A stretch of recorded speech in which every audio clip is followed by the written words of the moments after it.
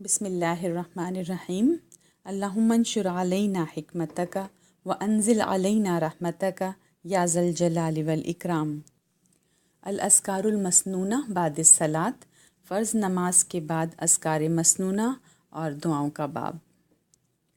آج کی حدیث نمبر 38، عن معاذ بن جبل رضی اللہ عنہ قال اخذ بیدی رسول اللہ صلی اللہ علیہ وسلم فقال رسول اللہ صلی اللہ علیہ وسلم انی لاحبک یا معاذ فقلت وانا احبک یا رسول اللہ صلی اللہ علیہ وسلم فقال فلا تدع ان تقول فی دبر کل صلاۃ ربی اعنی علی ذکرک و شکرک و حسن عبادتک، رواہ احمد و ابو داود و النسائی۔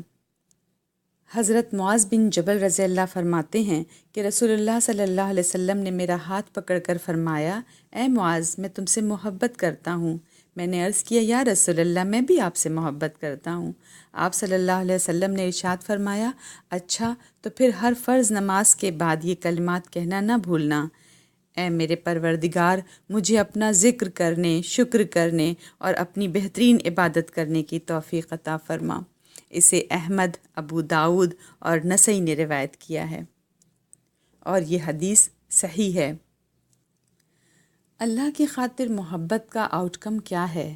یہ کہ نیکی اور بھلائی کے کاموں میں ایک دوسرے کو آگے بڑھایا جائے، اور ہم سب چاہتے ہیں کہ ہم اللہ کا ذکر کریں، شکر گزار بندے بنیں، اچھی عبادت کریں۔ ہم میں سے ہر ایک کی حرص ہے، لیکن ہم تو کمزور ہیں۔ ایسے میں ہماری مدد کون کرے گا؟